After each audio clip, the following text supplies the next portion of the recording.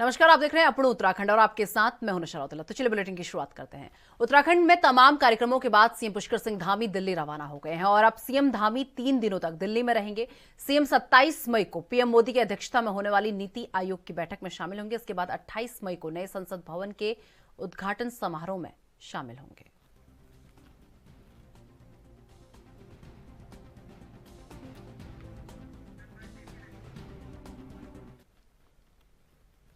उत्तराखंड के मुख्यमंत्री पुष्कर सिंह धामी हरिद्वार में चल रही विश्व हिंदू परिषद की 2 दिवसीय मार्गदर्शक मंडल की बैठक में शामिल होने के लिए हरिद्वार पहुंचे और यहां पहुंचने पर मुख्यमंत्री ने सभी संतों का माल्यार्पण कर स्वागत किया और उनका आशीर्वाद लिया। इस मौके पर साधु संतों ने उत्तराखंड में लैंड जिहाद के खिलाफ लिए फैसले पर मुख्यमंत्री पुष्कर सिंह धामी का सम्मान किया। वहीं मीडिया से बातचीत करते हुए सीएम धामी ने कहा कि संतों ने जो उनसे अपेक्षा की है उसे हम पूरा करने का काम करेंगे। साथ ही उन्होंने बताया कि उत्तराखंड ऐसा राज्य बनने जा रहा है जो समान नागरिक संहिता को लागू करेगा। इसका काम लगभग तैयार हो गया है जो कि 30 जून तक मिल जाएगा। समान नागरिक संहिता लागू होने के बाद सभी धर्म संप्रदाय और संतों के लिए एक ही कानून की व्यवस्था होगी और ये राज्य अन्य राज्यों के लिए मॉडल के रूप में काम करेगा।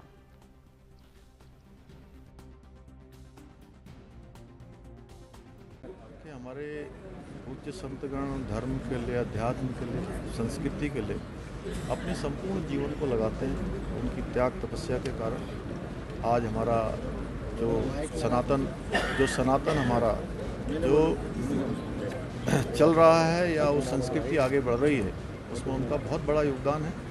मैं भी उनके इस केंद्रीय मार्गदर्शक मंडल में पूज्य संतगण पूरे देश भर से आए हैं।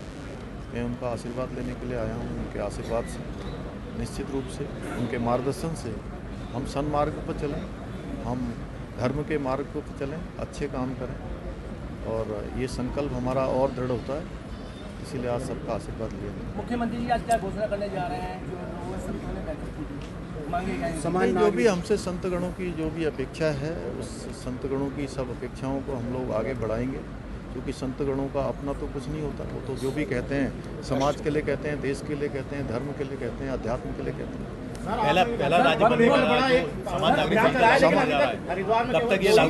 समान नागरिक संहिता 30 जून तक उसकी रिपोर्ट आ जाएगी और भारत का हम पहला ऐसा राज्य है जहां पर समान नागरिक संहिता का ड्राफ्ट लगभग तैयार हो चुका है।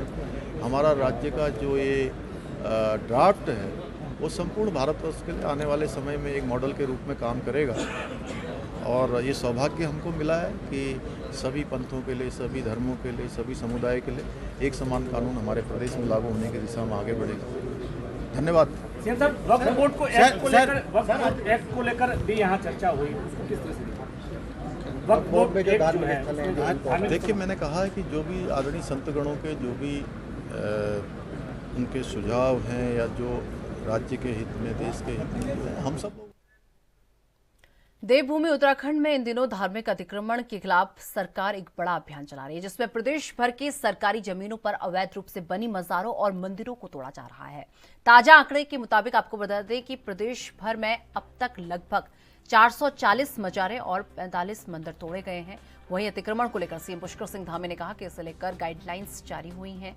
किसी को परेशान करना हमारा मकसद नहीं है, लेकिन कुछ लोगों ने धर्म की आड़ में अतिक्रमण किया हुआ है, जिसे हटाया जा रहा है।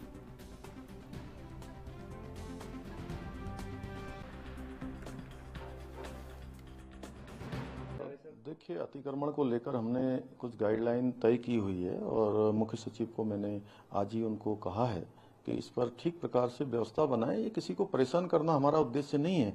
जो लोग वन भूमि पर अभी पिछले कुछ सालों पर काबिज हुए हैं या धार्मिक आड़ में जिन्होंने कुछ धार्मिक प्रतीक खड़े कर लिए हैं और उन सभी को हटाना, अतिक्रमण की जद में आने वाले, और जो डेमोग्राफिक चेंज हुआ है उनका वेरिफिकेशन करना और उनकी ठीक प्रकार से जांच करना और उसको हटाना, ये हमारा काम है। इसमें कहीं किसी को परेशान करना, जो गोठ हैं, खत्ते हैं या जो बरसों से अध्यासित हैं, वन पंचायतों पर अध्यासित हैं, ऐसे लोगों को परेशान करना कतई भी हमारा उद्देश्य नहीं है। और जो भी इस प्रकार की गतिविधियों को करेंगे, निश्चित रूप से उसको भी हम लोग मॉनिटर कर रहे हैं और सभी को कह दिया गया है कि किसी को कोई परेशानी इस अभियान। नए संसद भवन के लोकार्पण कार्यक्रम में कांग्रेस के नेताओं के शामिल न होने पर बीजेपी ने कांग्रेस नेताओं को नसीहत दी है। उत्तराखंड से बीजेपी के राज्यसभा सांसद नरेश बंसल ने कहा कि आज कांग्रेस जो आरोप लगा रही है, पहले उन्हें खुद अपने इतिहास को देख लेना चाहिए कि उनके शासनकाल में किस प्रकार से कांग्रेस ने काम किया। और ऐसे में आज अगर कांग्रेस को राष्ट्रपति पर इतना ही प्यार आ रहा है तो क्यों नहीं कांग्रेस ने राष्ट्रपति चुनाव में एनडीए उम्मीदवार को निर्विरोध चुनाव लड़ने दिया। बीजेपी नेता ने कहा कि आज जो नए संसद भवन का लोकार्पण प्रधानमंत्री कर रहे हैं वो सही है और कांग्रेस को ऐसे कार्यक्रमों में शामिल होना चाहिए था, लेकिन कांग्रेस की आदत हमेशा से ही कार्यक्रम में विघ्न डालने की रही है और आज भी उसी आदतन कांग्रेस काम कर रही है। वहीं दूसरी तरफ कांग्रेस ने एक बार फिर से दोहराया है कि संसदीय परंपरा के अनुरूप काम नहीं हो रहा है।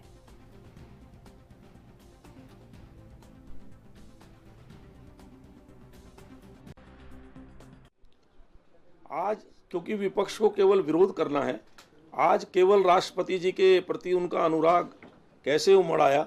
अगर इतना अनुराग था तो उन्होंने राष्ट्रपति जी का निर्विरोध निर्वाचन क्यों नहीं होने दिया, उनके खिलाफ कैंडिडेट क्यों खड़ा किया, उस समय उनके लिए अपशब्दों का प्रयोग उन्होंने किया। तो ये केवल एक स्वार्थ की राजनीति है जिसमें उनको कोई ना कोई राजनीति करनी है। उन्होंने ही अनेक प्रकार के, ऐसा कोई नियम भी नहीं है। और अगर इतना ही है तो सोनिया गांधी तो राज्यपाल नहीं थी, उन्होंने छत्तीसगढ़ के विधानसभा भवन का उद्घाटन क्यों किया? वो तो राज्यपाल भी नहीं थी, सांसद थी केवल। प्रधानमंत्री तो कर रहे हैं। मणिपुर में उन्होंने किया। इवन पार्लियामेंट की जो एनेक्सी बनी उसका उद्घाटन श्रीमती इंदिरा गांधी ने किया था। तो प्रधानमंत्री सर्वोपरि है, राष्ट्रपति जी का अपना स्थान है, लेकिन इस प्रकार से देश की जो एक नया परिवर्तन हो रहा है, देश आगे बढ़ रहा है, उसमें अड़ंगे डालना ये उनका काम है। लेकिन अब जनता उसको देख चुकी है, उसमें समझती है। देखिए, संसदीय परंपराएं और मर्यादा ये कहती है कि राष्ट्रपति संसद के मुखिया होते हैं और संसद को आमंत्रित करने का काम उनका होता है, सत्रावसान करने का काम भी राष्ट्रपति महोदया का होता है। लेकिन जिस तरीके की बातें सामने आ रही हैं, जो नया संसद भवन बना है उसका उद्घाटन या शिलान्यास राष्ट्रपति महोदय से न कराकर स्वयं प्रधानमंत्री जी कर रहे हैं, ऐसा लगता है कि प्रधानमंत्री जी अब स्वयं ही सब कुछ करना चाहते हैं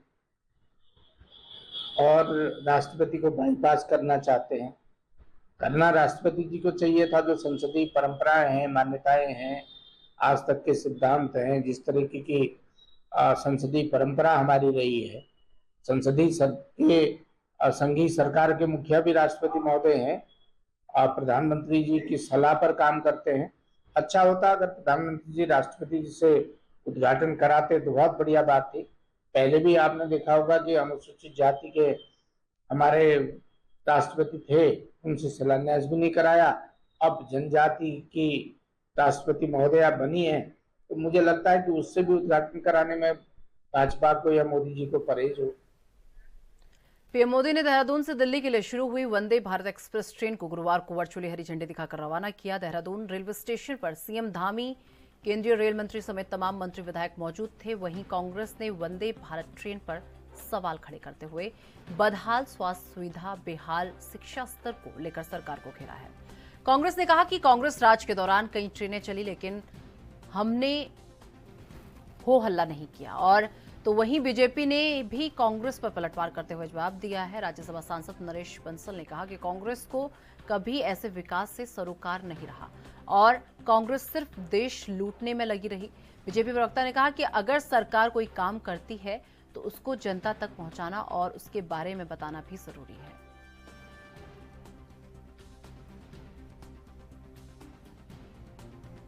देखिए, वंदे भारत जो ट्रेन का उत्तराखंड को सौगात मिली है, ये कोई नई बात नहीं है। उससे पहले भी ट्रेनें चली हैं, बहुत सी ट्रेनें चली हैं उत्तराखंड में, आज भी चल रही है। शताब्दी है, जनशताब्दी है, राजधानी एक्सप्रेस पूरे देश में शुरुआत में कांग्रेस के समय में चली है। तो भाजपा ने कोई नया नहीं किया। नए समय से नई टेक्नोलॉजी, नई चीजें आती हैं सामने। वो वंदे भारत एक ट्रेन उन्होंने फास्ट ट्रेन बनाई है, लेकिन उसका भी कोई बहुत बड़ी बात नहीं। 4.5 घंटे पहले भी लगते थे, 4.5 घंटे अब भी दिल्ली के लगेंगे। और अच्छा होता मोदी जी कुछ रेलवे नेटवर्क का विस्तार इस प्रदेश में करते, तो हम कहते कि हाँ नई चीज वो दे रहे। कोई बड़ी बात नहीं है। जब अन्य राज्यों में ट्रेन चल रही तो हमारे यहाँ चलने में मैं समझता हूँ बहुत बड़ी उपलब्धि हमें नहीं दी है। और उससे बढ़िया ये होता है कि कुछ जगह के, जैसे टनकपुर से बागेश्वर की रेलवे लाइन वैसी पड़ी हुई है, रुड़की से मुजफ्फरनगर का ट्रैक जोड़ना है वो वैसा ही पड़ा हुआ है, रामपुर से काशीपुर में जुड़ा होना था वो वैसा ही पड़ा हुआ है, देहरादून से कालसी रेलवे लाइन बिछनी थी वैसी पड़ी है, देहरादून से सहारनपुर की रेलवे लाइन में कोई काम नहीं हुआ है, डोईवाला से यमुनोत्री के लिए रेलवे लाइन बननी थी उसमें कोई काम नहीं हुआ। तो ठीक है, कुछ काम करके दिखाएं तो हम उसकी तारीफ भी करें, लेकिन मैं समझता हूं कि वंदे भारत जो रेल नई गाड़ी यहाँ के लिए चलाई है बहुत बड़ा एहसान, कोई एहसान में उसका प्रधानमंत्री। मंत्री प्रेमचंद अग्रवाल ने मारपीट वाले मामले में सुरेंद्र सिंह नेगी के समर्थकों ने अंतिम ग्राम गुमानीवाला में महापंचायत बुलाई, जिसमें शहर और आसपास के तमाम विपक्षी नेता और प्रतिनिधि सुरेंद्र नेगी के समर्थन में पहुंचे और मौके पर बीजेपी नेता भगत राम कोठारी के पहुंचने से महापंचायत को बल मिला। भगत राम कोठारी ने शाप शब्दों में कहा कि मंत्री प्रेमचंद अग्रवाल की मारपीट वाली हरकत शर्मनाक है और प्रेमचंद अग्रवाल की यह हरकत पहली बार नहीं है, पहले भी इस प्रकार की कई हरकतें प्रेमचंद अग्रवाल कर चुके हैं। इसलिए जनहित में मुख्यमंत्री पुष्कर सिंह धामी को चाहिए कि वे प्रेमचंद अग्रवाल को तत्काल पद से बर्खास्त करें। भगत राम ने दावा किया कि अगर मुख्यमंत्री ने जनता की मांग के अनुरूप एक्शन नहीं लिया तो आने वाले 2024 के लोकसभा चुनाव में मोदी सरकार उत्तराखंड की 5 सीटें हार जाएगी।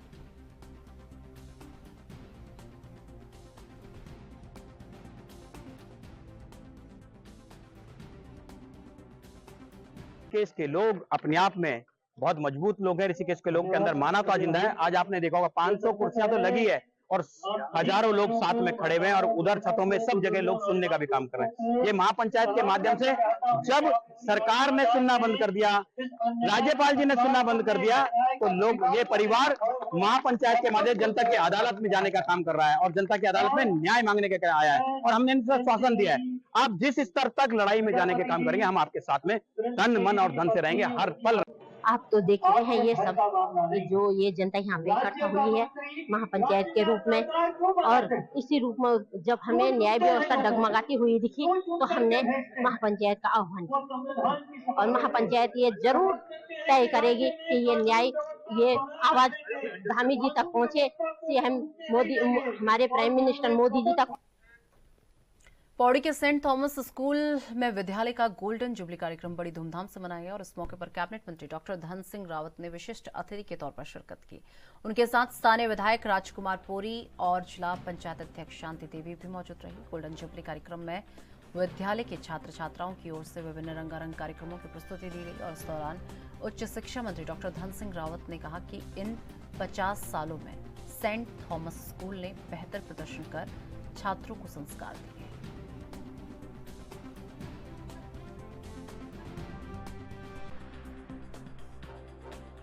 और मैं कह सकता हूँ कि पौड़ी के इतिहास में सेंट थॉमस स्कूल बच्चों को संस्कारवान भी बनाता है, अच्छी शिक्षा भी दे रहा है।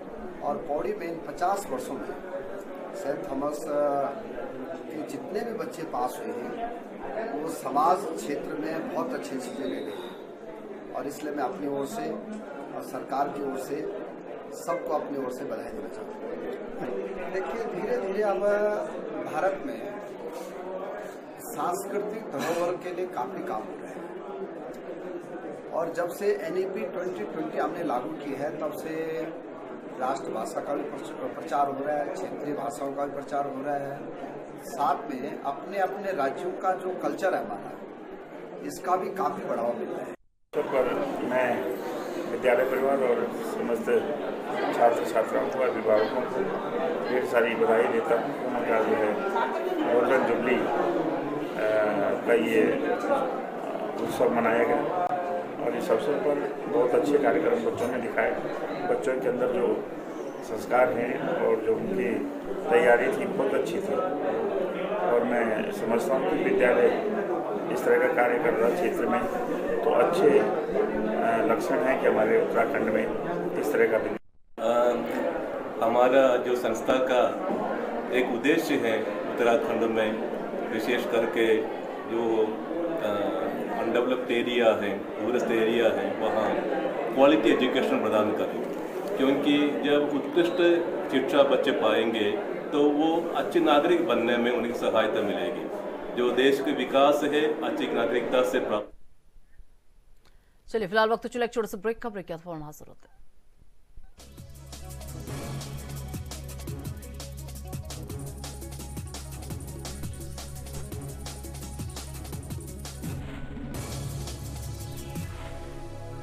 चलिए ब्रेक के बाद एक बार फिर से आपका स्वागत है। रुक कर लेते हैं अपनी अगली खबर का। देहरादून नगर निगम के महापौर सुनील उनियाल गामा ने बताया कि नगर निगम डोर टू डोर कूड़ा कलेक्शन से बचने वाले बड़े बकायेदारों पर नकेल कसने की पूरी तैयारी कर ली है और यहां तक कि बड़े बकायेदारों पर जुर्माना भी लगाया जाएगा।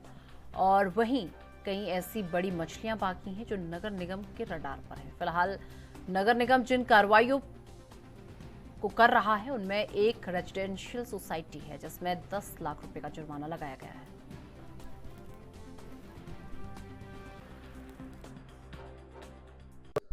जुर्माने की तो मुझे एग्जैक्ट नहीं पता, लेकिन हमारा उद्देश्य यही है कि हमारा जो शहर है वो साफ होना चाहिए और जो गंदगी है वो या तो निगम को दें या अपनी व्यवस्था करें।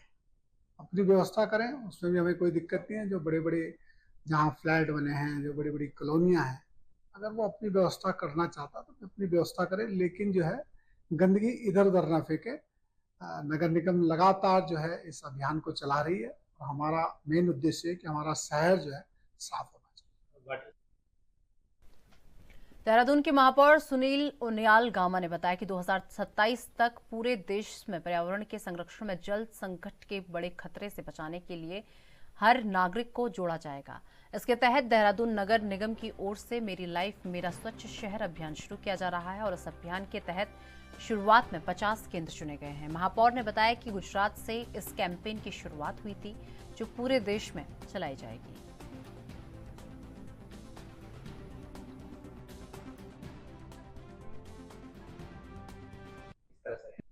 इसकी शुरुआत हमने अपने नगर निगम से करी है। उसमें उसके दो हेतु हैं। एक तो जो किसी के पास सामान बेकार पड़ा है और उसके यूज का नहीं है, तो उसको अगर जितने हमारे सेंटर खुले हैं, जितने हमारे नगर निगम में हमने खोले हैं, और किसी को जरूरत भी उस सामान की हो सकती है, जैसे कॉपी है, किताब है, कपड़े हैं, सभी सामान है उसमें, तो जिसके लिए बेकार है और किसी के लिए वो इस्तेमाल की है, तो उससे जो है हमारा जो स्वच्छ दून सुंदर दून का जो हमारा नारा है, स्वच्छ भारत अभियान के तहत माननीय प्रधानमंत्री जी ने पूरे देश भर में ये कार्यक्रम हो रहे हैं। और इसका जो पीछे की सोच है वो यही है कि कोई भी सामान जो है वेस्ट नहीं जाना चाहिए, किसी न किसी के वो काम आए, इसलिए हमने नगर निगम में भी शुरू। और बीजेपी के तेज तर्रार नेता और विकास नगर विधायक मुन्ना सिंह चौहान ने क्षेत्र में लगातार सामने आ रहे लव जिहाद जैसे मामलों को लेकर गहरी चिंता जाहिर की है। उन्होंने इस मामले में उच्च स्तरीय जांच कर दोषियों के खिलाफ कार्रवाई करने की मांग की है। आपको बता दें कि पचवादनू क्षेत्र में पिछले एक सप्ताह में ऐसा ही 3 मामले जो है सामने आए हैं जिन्हें लव जिहाद से जोड़कर देखा जा रहा है। और आपको बता दें इसमें पीड़िताओं की तहरीर के आधार पर मुकदमा दर्ज कर आरोपियों को जेल भेज दिया गया है।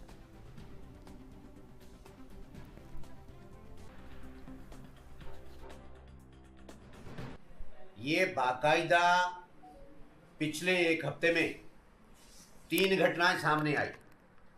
सहसपुर विधानसभा में यहाँ पर एक हमारा सभा वाला में वो घटना, वहाँ पे उस लड़की ने जो बयान किए वो अपने आप में पर्याप्त है बताने के। एक यहाँ पर बाड़वाला में गोरखाली समुदाय की एक लड़की का, उसको भी इसी प्रकार से ट्रैप में फंसाया गया।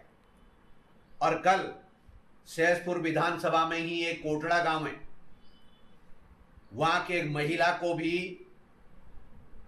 ये इसी प्रकार से एक ट्रैप में फंसाया गया। और जब उनको राउंड अप कराया, कल उनकी गिरफ्तारी कराई विकासनगर में, तो जो व्यक्ति इसमें मुख्य आरोपी हैं उसका केरल से गहरा कनेक्शन है, उसका लगातार केरल आना जाना था। 2 दिन बाद भी वो केरल जाने वाला था। इस महिला को उसने अपनी जात, धर्म और नाम बदल करके फंसाने का, ट्रैप में फंसाने का काम किया और बाकायदा उसकी अश्लील तस्वीरें, अश्लील वीडियो बनाने का काम किया और फिर उसका शोषण ठीक उसी प्रकार से जैसे केरल स्टोरी के अंदर दिखाया गया, उसी प्रकार से उसका शोषण करना और उसको रेडिकलाइज करने का प्रयास किया।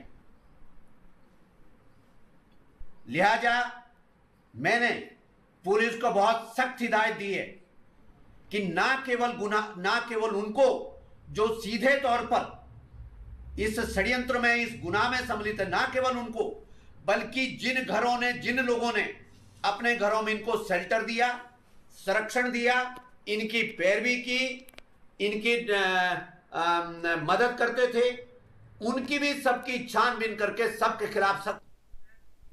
सरकारी जमीनों पर अवैध रूप से निर्माण कर अतिक्रमण करने वालों के खिलाफ लगातार कार्रवाई की जा रही है। आपको बता दें कि इस दिशा में स्थायी और अस्थायी निर्माण को लेकर लगातार सर्वे का काम किया जा रहा है। और वहीं देहरादून की डीएम सोनिका ने बताया कि अतिक्रमणकारियों के खिलाफ लगातार कार्रवाई की जा रही है और स्थायी निर्माण कार्य के सर्वे का काम पूरा हो गया है और लोगों को अतिक्रमण स्वयं हटाने के लिए नोटिस भी जारी किया गया है।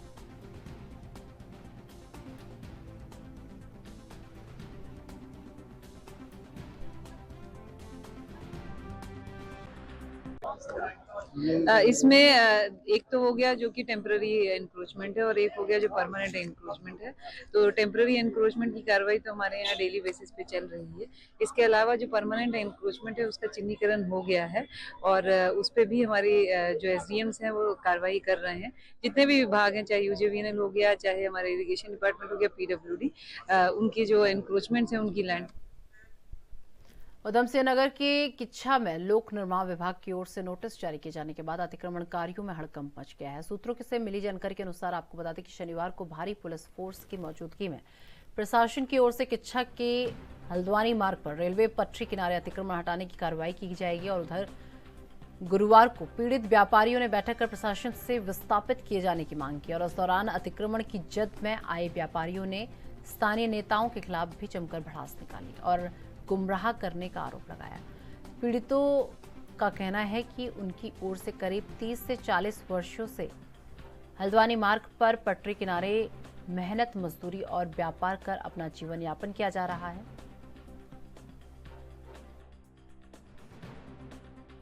कम से कम तो 200 दुकानें हैं। हाँ, 200 दुकानें, 200 घर भी हैं उसमें। कितने टाइम से आप लोग बसे हुए हैं? हमें कम से कम तो 35 साल हो गए मुझे यहाँ पर चौराहे पे बैठे हुए।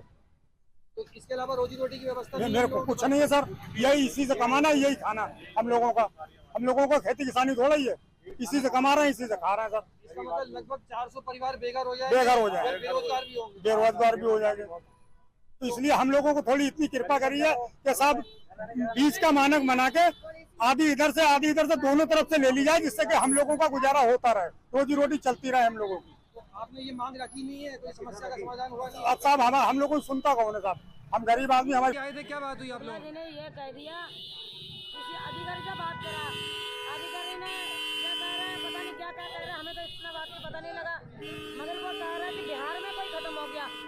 अब वहाँ जा रहे हैं, वहाँ से आन के कह रहे रोक देंगे, मगर ये भी मत करना कि हाँ जरूरी है क्या रोकेंगे, जरूरी है कि रोकेंगे, ये सच भी नहीं है कि रोके या ना रोके। तो ये सब लोग तो दुकानें तोड़ रहे हैं अपनी अपनी। हाँ, तो हम भी तो घर से बेघर हो गए, हम भी घर से बेघर हो गए, कुछ नहीं बचा, बच्चे लेके पन्नी तान कर रहा, रात बरसात आया तो पन्नी डाल कर रहे हमने। आज हम लोग उजड़ रहे हैं, हमारा कोई नेता नहीं रहा आज हमारी रोटी दिखाने के लिए, जो हमारे लिए कोई सुखाने को थोड़ी जगह दे दे। छोटे छोटे बच्चे हैं, सामान है, हम कहाँ लेके जाएं, सामान कहाँ ले लेके जाए, कहाँ बैठे हैं? वोट मांगने के लिए तो सब आ जाते हैं, भीख मांगने के लिए सब आ जाते हैं। हम अपने बच्चों को लेकर कहाँ जाए? हमारा कोई नहीं है जो हमें जगह दे। हैं? हमारे साथ में कोई जाकर तो कोई खड़ा नहीं होगा। कहाँ रहते हो? हम यहाँ रहते हैं बाईपास काली मंदिर। हमारा घर उजड़ता है, हमारा सामान सब ऐसे ही पड़ा है, कहाँ ले जाए? हम हमारी कोई है ही नहीं जगह जो हम कहीं सामान धरे। तो पीडब्ल्यूडी वाले हटा रहे हैं आप लोगों को? हाँ, पीडब्ल्यू वाले हटा रहे हैं हमारे लिए। चलिए, मेरे साथ अपन उत्तराखंड में बस इतना ही। देश दुनिया की तमाम बड़ी खबरों के लिए देखते रहिए एनबी न्यूज। नमस्कार।